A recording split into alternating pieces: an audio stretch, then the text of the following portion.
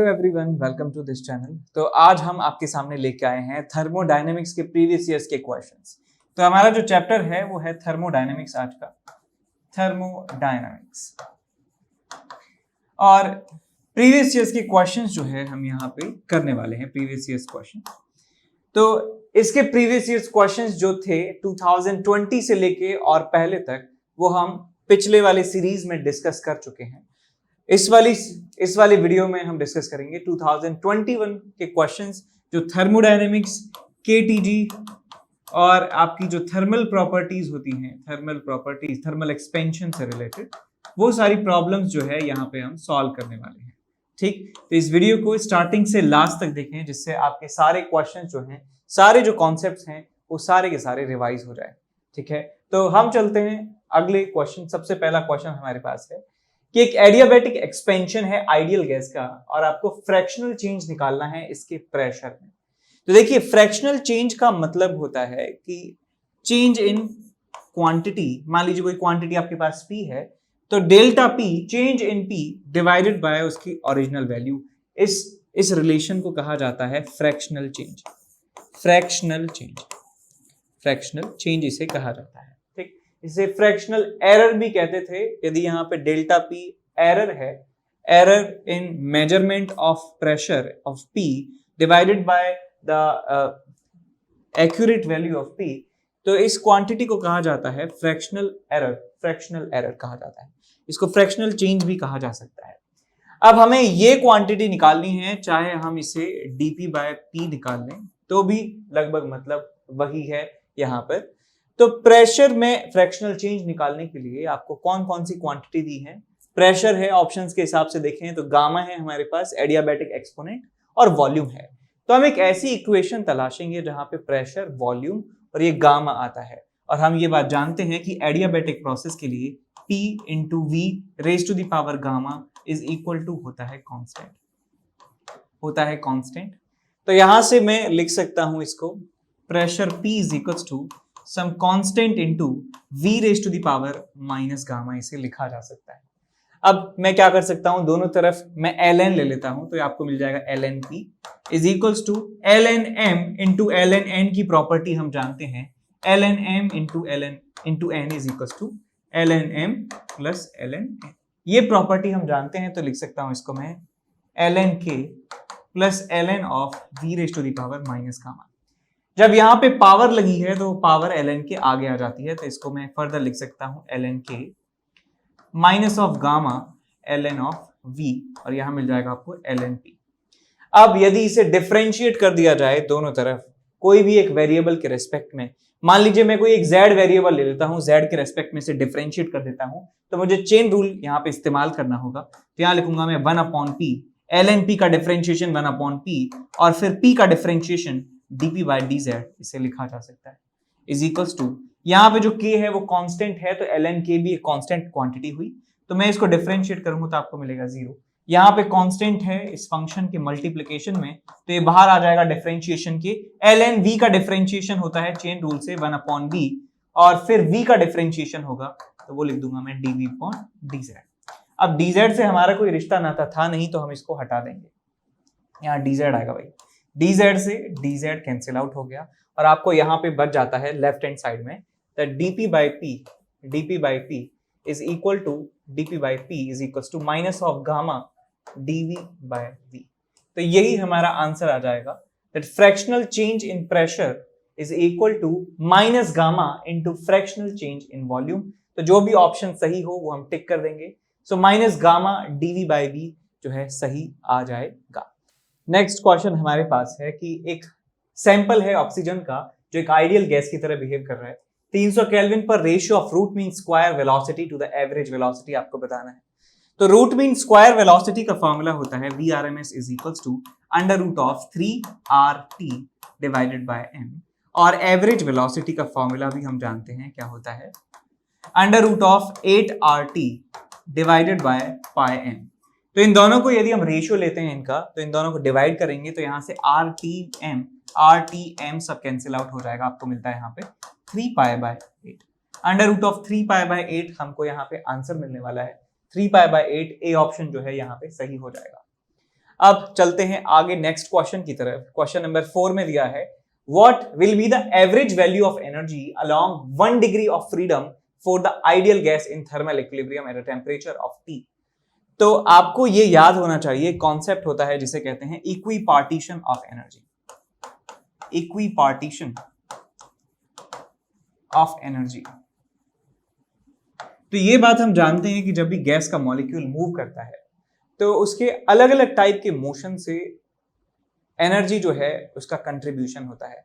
जैसे कोई मान लीजिए आपके पास एक मोनो एटॉमिक मॉलिक्यूल है, तो इसके ट्रांसलेशन से जो है एक्स डायरेक्शन में ट्रांसलेशन, वाई डायरेक्शन में ट्रांसलेशन, जेड डायरेक्शन में ट्रांसलेशन, तो उन तीनों ट्रांसलेशंस की वजह से जो है एनर्जी कंट्रीब्यूट हो रही है।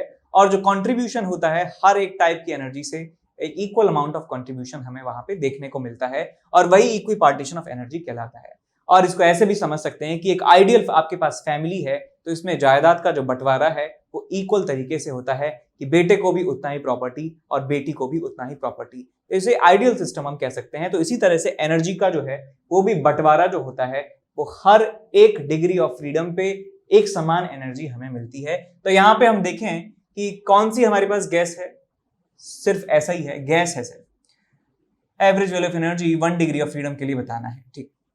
तो हम जानते हैं कि टोटल डिग्री ऑफ फ्रीडम मान लेते हैं, टोटल डिग्री ऑफ फ्रीडम मैंने मान लिया वो F के बराबर है, और टोटल एनर्जी कितनी हो जाएगी हमारे पास F/2 K × T, Boltzmann constant T एक मॉलिक्यूल की ये टोटल एनर्जी है। तो हम ये कह सकते हैं कि ये एनर्जी जो है वो इक्वल डिवाइडेड होती है हर एक डिग्री ऑफ फ्रीडम के लिए। तो मैं पर डिग्री ऑफ फ्रीडम निकाल सकता हूं, पर डिग्री ऑफ फ्रीडम यदि हमें एनर्जी निकालनी है तो आप U/F निकाल सकते हैं। तो कितना हो जाएगा आपके पास K × T divided by 2।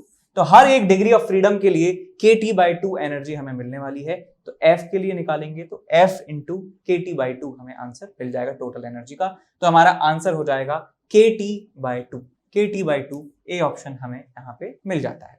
Question number 5 में हमें दिया है कि 1 mole of polyatomic gas is having 2 vibrational modes and beta is the ratio of molar specific heats for polyatomic gas, then we have to find Cp/Cv is equals to beta हमें calculate करना है। तो हम generally इस beta को gamma से denote करते हैं। गामा का फॉर्मूला हम जानते हैं, गामा का फॉर्मूला होता है गामा इज इक्वल्स टू, यार यहाँ पे बीटा कहूँ, यहाँ पे beta is equals to 1 + 2/f।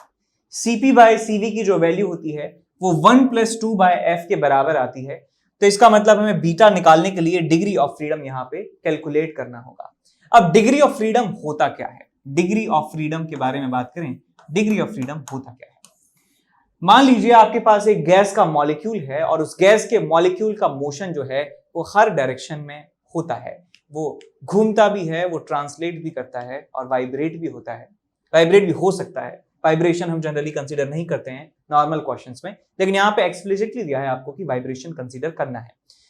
तो किसी भी मॉलिक्यूल की जब टोटल एनर्जी को लिखा जाता है, total mechanical energy of a molecule को जब लिखा जाता है, तो उसमें जितने नंबर ऑफ टर्म्स आते हैं, जितने number of terms, distinct terms हमें देखने को मिलते हैं, वो नंबर ऑफ डिस्टिंक्ट टर्म्स को कहा जाता है डिग्री ऑफ फ्रीडम, ठीक। तो टोटल एनर्जी में total number of distinct terms, तो हम उन टर्म्स को कहेंगे कि जितने नंबर ऑफ टर्म्स हैं वही डिग्री ऑफ फ्रीडम है। तो हमें टोटल एनर्जी लिखनी है इस पॉलीएटॉमिक मॉलिक्यूल के लिए। पॉलीएटॉमिक गैस है जिसके 2 वाइब्रेशनल मोड्स हैं, यानी वो 2 अलग अलग तरीके से वाइब्रेशंस कर सकता है। वाइब्रेशन मोड्स आपने पढ़े हैं स्ट्रिंग के केस में और साउंड के केस में, कि जब हमारे पास स्टैंडिंग वेव की बात कर रहे होते हैं तो अलग अलग मोड्स होते हैं, फंडामेंटल मोड्स, ओवरटोन्स होते हैं बहुत सारे। तो ऐसे ही यहाँ पे 2 डिफरेंट मोड्स दिए हुए हैं। तो मैं टोटल एनर्जी इसकी लिखने वाला हूं। एक पॉलीएटॉमिक मॉलिक्यूल के लिए 3 ट्रांसलेशन की काइनेटिक एनर्जी होंगी, 12m × Vx² + 12m × Vy² + 12m × Vz²।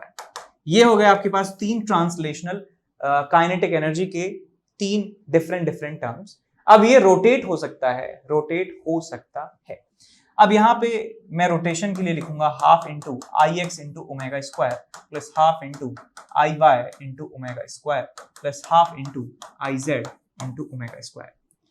तो ये हमारे पास दो टर्म है, यानी एक्स एक्सिस के अबाउट जो एक्सिस है उसके about moment of inertia, y axis के अबाउट जो एक्सिस है उसके अबाउट मोमेंट ऑफ इनर्शिया, और जेड एक्सिस के पैरेलल या जेड एक्सिस के अबाउट जो एक्सिस है, जेड एक्सिस के about moment of inertia into omega square, omega x, omega y, omega Z.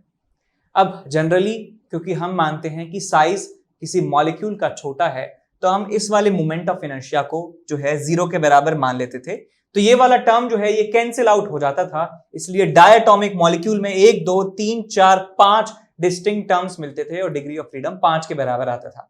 Because यहाँ पे 5 हमारे पास पॉलीएटॉमिक मॉलिक्यूल है और उसके वाइब्रेशंस भी आपको 2 मोड कंसीडर करने हैं, तो ये छोटा मॉलिक्यूल बिल्कुल नहीं हो सकता है। तो हम ये वाली जो टर्म है इसे नेग्लेक्ट नहीं कर सकते हैं। तो हमें 3 रोटेशन की मूवमेंट, रोटेशन की काइनेटिक एनर्जी लिखनी होगी, 3 ट्रांसलेशन की लिखनी होगी। अब बारी आती है वाइब्रेशन की। अब देखिए वाइब्रेशन जो होता है, हमारे पास मॉलिक्यूल्स हैं 2 से ज्यादा, पॉलीएटॉमिक मॉलिक्यूल है। जब वो वाइब्रेट करते हैं, ऑसिलेट करते हैं, तो उनकी पोटेंशियल एनर्जी और काइनेटिक एनर्जी दोनों को कंसीडर हमें करना होता है। काइनेटिक एनर्जी और पोटेंशियल एनर्जी दोनों को हमें कंसीडर करना होता है। तो हम जैसे आप एसएचएम को जानते हैं ना, जैसे एसएचएम में क्या होता है कि जैसे मान लीजिए आपके पास 2 ऑब्जेक्ट हैं, दोनों को स्प्रिंग से बांध दिया है, उनको कंप्रेस करके छोड़ दिया, तो वो दोनों के दोनों जो एटम्स हैं, दोनों के दोनों जो पार्टिकल्स हैं वो मूव करते हैं और उनकी काइनेटिक एनर्जी और पोटेंशियल एनर्जी दोनों का जो सम है उसे टोटल एनर्जी कहा जाता है। तो यहाँ पे भी हम टोटल एनर्जी ही लिख रहे हैं, तो हमें वहां पे काइनेटिक एनर्जी और पोटेंशियल एनर्जी दोनों लिखना होगा वाइब्रेशन के लिए। तो मैं उसके लिए पोटेंशियल एनर्जी लिखूंगा half into K1 into R square, ये पोटेंशियल एनर्जी हो गई, plus half into mu reduced mass into V square, mu one into V1 square. यहाँ पे मैं इसकी काइनेटिक एनर्जी लिख सकता हूँ। ये एक वाइब्रेशन मोड की कहानी है, पोटेंशियल प्लस काइनेटिक एनर्जी। और दूसरे वाइब्रेशन मोड के लिए भी मैं लिख सकता हूँ half into K2 into R square plus half into mu two into V2 square. तो ये जितनी डिस्टिंक्ट टर्म्स हैं इनको आप काउंट कर लीजिए, यही इस पॉलीएटॉमिक मॉलिक्यूल के लिए डिग्री ऑफ फ्रीडम का काम करेंगी। 1 2 3 1 2 3 1 2 3 4 4 3 7 3 10, तो हमारे पास डिग्री ऑफ फ्रीडम आ जाता है 10 के बराबर। तो आप ये याद रखना कि ऐसे डिग्री ऑफ फ्रीडम कैलकुलेट किया जाता है। अब यदि यहाँ पे हम मोनोएटॉमिक मॉलिक्यूल की बात करते तो सिर्फ हमें 3 काउंट करनी होती, बिकॉज एक मोनोएटॉमिक है, सिंगल एटम है, तो वो कितना भी घूम ले तो उसका रोटेशन जो है काउंट नहीं होगा, बिकॉज मोमेंट ऑफ इनर्शिया 0 आ जाएगा। जब हम डायटोमिक मॉलिक्यूल की बात करते हैं तो हम 1 2 3 4 5 सिर्फ कंसीडर करते हैं, बिकॉज हम इसको नेग्लेक्ट कर देते हैं। इसको क्या करते हैं? नेग्लेक्ट कर देते हैं, बिकॉज उसका साइज जो है वो छोटा होता है। और जब हम पॉलीएटॉमिक की बात करते हैं, पॉलीएटॉमिक की विदाउट वाइब्रेशन, तो विदाउट वाइब्रेशन क्या होता है? 1 2 3 4 5 6 जो टर्म्स हम काउंट करते हैं तो डिग्री ऑफ फ्रीडम 6 हो जाता है। और एक वाइब्रेशन होता है, तो ये पॉलीएटॉमिक में वाइब्रेशन लेंगे तो हमारे पास 3 और 3 6 और 2 8 हो जाएंगे। 2 मोड ऑफ वाइब्रेशंस लेंगे तो 10 हो जाएंगे। यदि आपके पास डायटोमिक है और वाइब्रेशन है, ध्यान से सुनना, डायटोमिक मॉलिक्यूल है और वाइब्रेशन काउंट करना है, तो 1 2 3 4 5 6 और 7, तो आपको 7 लेना होगा। तो यहाँ पे मैंने वाइब्रेशन आपको अच्छी तरीके से समझा दिया है। अब यहाँ देखिए 10 के लिए हम बीटा की वैल्यू निकाल सकते हैं, दैट इज 1 प्लस 2/10, तो आ जाएगा आपके पास 1 प्लस 1/5 यानी कि 6/5, तो आ जाएगा 5 एकम 5 5 दूनी 10। सो बीटा की वैल्यू 1.2 आपको यहाँ पे मिलने वाली है, 1.2। ठीक, अच्छा सवाल था ये, लेकिन ये कम पढ़ाया जाता है वाइब्रेशंस के बारे में, ठीक है, लेकिन आपको हमने बता दिया। आगे चलते हैं क्वेश्चन नंबर 6 की तरफ। इसमें दिया है कि कार्नोट इंजन है, it's working between 400 kelvin and 800 kelvin. आप जानते हैं कि इंजन जो है सोर्स से हीट लेता है और सिंक को सप्लाई करता है, तो ये सिंक हो गया हमारा, ये हमारे पास सोर्स हो गया है, और इसका वर्क आउटपुट है 1200 जूल के बराबर। 1200 जूल इसका वर्क आउटपुट है। तो हम जानते हैं कि ये सोर्स से लेकर हीट लेता है, मान लीजिए Q1 के बराबर। ये इंजन है, ये सिंक को कुछ हीट दे देता है Q2 और कुछ वर्क कर देता है W। तो हम जानते हैं W प्लस Q2 जो होता है वो Q1 के बराबर होता है। W की वैल्यू होती है Q1 माइनस Q2। हम एफिशिएंसी का फॉर्मूला जानते हैं। एफिशिएंसी का फॉर्मूला होता है, कुछ निकालना है एफिशिएंसी नहीं, अच्छा, कार्नोट इंजन की बात करें तो कार्नोट इंजन में जानते हैं कि Q1 by Q2 जो होता है वो T1 by T2 के बराबर होता है। Q1 by Q2 is equal to T1 by T2। तो T1 by T2 हमको दिया हुआ है। T1 कितना है आपके पास? ये T1 है बेटा, सोर्स वाला T1, और ये होता है आपके पास T2। सो सोर्स का temperature is 800 divided by sink का टेम्परेचर 400। ये गया आपके पास 2 टाइम्स, तो आपको मिल जाता है Q1 is equal to 2 times of Q2। Q1 is equal to 2 times Q2, और ये जो वैल्यू है आपको दिया हुआ है 1200 के बराबर है। तो यहां से वैल्यू यहां पे पुट कर दीजिए, ठीक। तो यहां से हमें क्या मिलता है? सो Q2 की वैल्यू Q1 by 2 यहां रख दो। So 1200 is equals to Q1 minus Q2 which is Q1 by 2, मिल जाएगा आपको Q1 by 2। सो Q1 की वैल्यू आपको मिल जाती है 2400, यानी कि 2400 जूल जो है वो इसने सोर्स से खींचा है एनर्जी, 1200 जूल का इसने वर्क किया है, आउटपुट दिया है, और 1200 जूल जो है इसने सिंक को जो है दे दिया है। तो हमारा आंसर हो जाएगा 2400 जूल, इतना एनर्जी इसने लिया है सोर्स से। इसके बाद चलते हैं क्वेश्चन नंबर 7 की तरफ, जिसमें दिया है कि दो आइडेंटिकल मेटल वायर्स हैं जिनकी थर्मल कंडक्टिविटियां K1 और K2 respectively are connected in series. The effective thermal conductivity of the combination is. तो मैंने आपको ये बता रखा है कि इक्विवेलेंट या इफेक्टिव थर्मल कंडक्टिविटी, इफेक्टिव कोई भी क्वांटिटी का मतलब क्या है।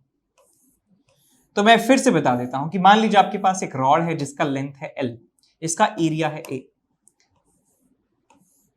एक दूसरी आइडेंटिकल रॉड है जिसका लेंथ है L और जिसका है एरिया A। इनको सीरीज में लगा दिया है, इसकी थर्मल कंडक्टिविटी K1 है, इसकी थर्मल कंडक्टिविटी K2 है।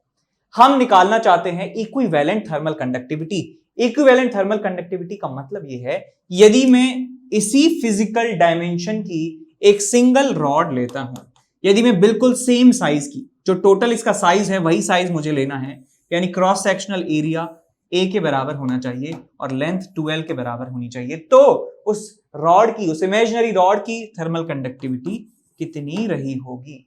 ये मतलब होता है कि इक्विवेलेंट का फिजिकल डायमेंशंस आपको एक समान रखनी होती है।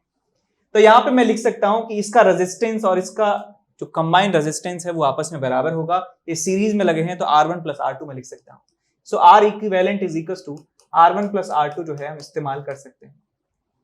तो यहां पे इक्विवेलेंट रेजिस्टेंस में लिखूंगा L अपॉन K, ये फॉर्मूला होता है, तो इसकी लेंथ है 2L upon K equivalent into area A is equal to, इसका रेजिस्टेंस लिखूंगा मैं तो लिखूंगा L upon K1 into A, और इसका रेजिस्टेंस लिखूंगा L upon K2 into A। So A L L L, तो आपको यहां पे मिल जाता है 2 upon K equivalent is equal to 1 upon K1 plus 1 upon K2। तो यहां से आपको मिल जाता है K equivalent is equal to 2K1 K2 divided by K1 plus K2। 2K1 K2 divided by K1 plus K2 आपको यहाँ पे रिजल्ट मिल जाता है। तो क्वेश्चन नंबर 9 और 8 सॉल्व करने जा रहे हैं। इसमें दिया है दो पॉली एटॉमिक गैसेस हैं जिनके टेम्परेचर T1 T2 हैं, उनको मिक्स किया जाता है so that there is no loss of energy. यहाँ पे ये कीवर्ड हमें यहां से उठाना है, there is no loss of energy. And F1 F2 M1 M2 N1 N2 ये सब चीजें दी हुई हैं आपको फाइनली निकालना क्या है, the temperature of the mixture निकालना है।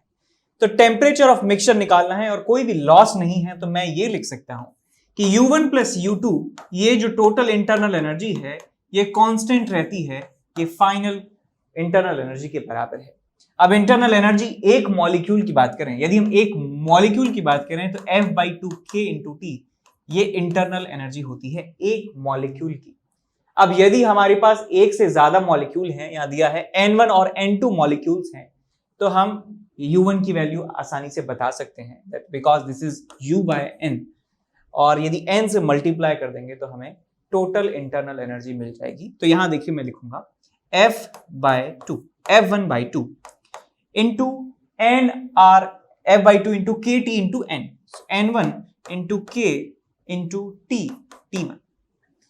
ये हमारे पास T1 टेम्परेचर पर इसकी इंटरनल एनर्जी मैंने लिख दी है, plus F2/2 into N2, this is number of molecules, into K Boltzmann constant into temperature T2। बाद में टेम्परेचर सबका समान हो जाता है, थर्मल इक्विलिब्रियम आ जाता है, तो मैं कॉमन टेम्परेचर TC मान लेता हूं। तो यहाँ पे मैं लिख सकता हूं कि टोटल जो आपके पास क्या कहते हैं इसको, ये जो इंटरनल एनर्जी है वो मैं लिख सकता हूं F1/2 N1 into K into TC plus F2/2 into N2 into K into TC। तो मैंने फाइनल जो इंटरनल एनर्जी है पूरे सिस्टम की वो लिख दी है, इनिशियल लिख दी है। तो यहां से K और 2 और K और 2 जो है यहाँ पे सब कैंसिल आउट हो जाएंगे। यहां से आपको मिल जाएगा F1 N1 T1 plus F2 N2 T2 और ये डिवाइड में आपको यहाँ पे मिल जाएगा F1 N1 plus F2 N2। तो यही हमारा आंसर हमें मिल जाएगा, दैट FNT तो इसमें बिल्कुल नहीं है। नीचे N1 F1 इसमें भी नहीं है, नीचे F1 N1 और इसमें भी नहीं है F1 N1। तो हमारा बी ऑप्शन जो है बिल्कुल सही मिल जाएगा। आगे चलते हैं क्वेश्चन नंबर 9 की तरफ, जिसमें दिया है a polyatomic gas has 24 vibrational modes, what is the value of gamma. तो मैं वाइब्रेशन के बारे में ऑलरेडी आपको बता चुका हूं। तो एक पॉलीएटॉमिक गैस है, तो इसमें ट्रांसलेशन के जो डिग्री ऑफ फ्रीडम है, ट्रांसलेशनल डिग्री ऑफ फ्रीडम आपको मिलेंगे 3। रोटेशनल जो है, रोटेशनल डिग्री ऑफ फ्रीडम आपको मिलेंगे 3। और यदि मैं वाइब्रेशनल की बात करूं, वाइब्रेशनल डिग्री ऑफ फ्रीडम आपको मिलेंगे इन 24 के 48 आपको यहाँ पे मिलने वाले हैं। तो इन सबको यदि ऐड कर देंगे तो हमें टोटल डिग्री ऑफ फ्रीडम मिल जाएगा। टोटल F की जो वैल्यू है मिल जाएगी 48 एंड 6 विच इज 54। तो 54 के लिए हम गामा की वैल्यू निकाल सकते हैं, that gamma is equals to 1 + 2/54। So 1 + 1/27 यानी कि 28/27। तो ये अप्रोक्सीमेटली 1 से थोड़ा सा ज्यादा होगा। तो 1 से थोड़ा सा ज्यादा यानी कि यही ऑप्शन हमारा सही हो जाएगा। आगे चलते हैं क्वेश्चन नंबर 10 की तरफ, जिसमें दिया है कि एक आइडियल हीट इंजन है, उसमें टेम्परेचर सोर्स का है केल्विन में हमेशा इस्तेमाल करते हैं। जब भी हम थर्मोडायनेमिक्स में कोई भी क्वेश्चन कर रहे हो तो उसमें आप केल्विन में इसमें कन्वर्ट कर लें। In order to have 60% efficiency, the temperature of the sink should be। तो 60% efficiency चाहिए, तो मैं लिख सकता हूं इसको 60/100। This is efficiency is equal to 1 minus temperature of sink, temperature of sink जो हमें कैलकुलेट करना है, और divided by temperature of source which is 400। तो इसे आप सॉल्व कर लीजिए तो आपको मिलेगा ये 0.4 is equals to T/400। तो आपको मिल जाएगा T is equals to 160। तो 160 इन केल्विन हमें आंसर मिला है। हमें निकालना है डिग्री सेल्सियस में आंसर, डिग्री सेल्सियस में हमें आंसर निकालना है। तो इसमें से 273 जो है आप माइनस कर दीजिए। तो 273 तो 13 -113 जो है डिग्री सेल्सियस आपको आंसर मिल जाएगा।